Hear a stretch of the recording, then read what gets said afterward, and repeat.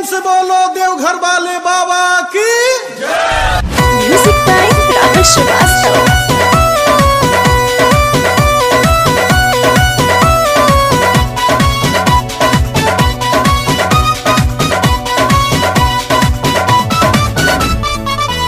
गईल सावन देख लागता पावन, चेला चपाटी सबे करेला हवन। प्रेम से बोलो देवघर वाले बाबा की।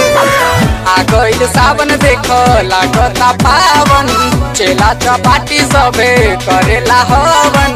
सबे चढ़ावे भांग के गोलिया हो और गोलिया हो, तू ही तो पीस के लिया ये गौरा, रोज रोज पी हम भंगिया हो।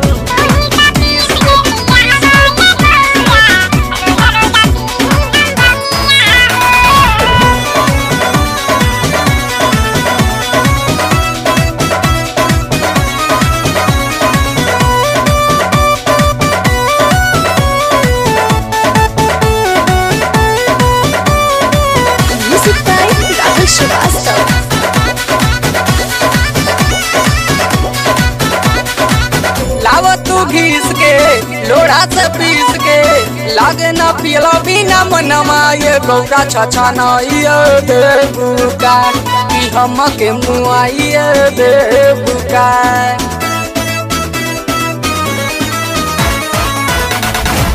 लाव तू घीस के लोड़ा से पीस के, पियला बिना ना लागे मनवा ये गौरा छछा नइए देवका, कि जियते मुआइए देवका।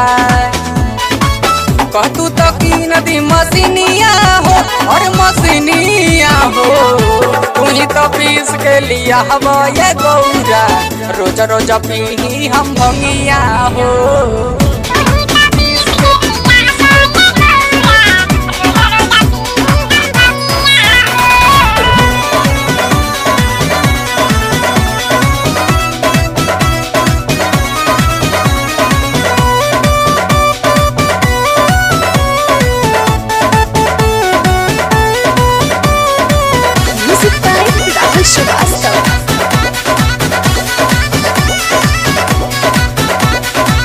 राहुल राजेंद्र बनल पुजरिया, लेवे ना दम हो खींचे चिलम सबे बूटी कहेला, ये गौरा सबे ड्यूटी करेला।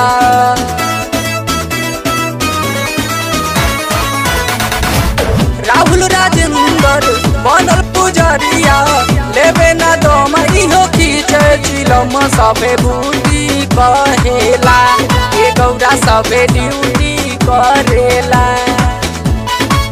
बबुआ आशीष कहे बतिया हो और बतिया हो, तू ही तो पीस के लिया हवा ये गौरा, रोज रोज पी हम भंगिया हो।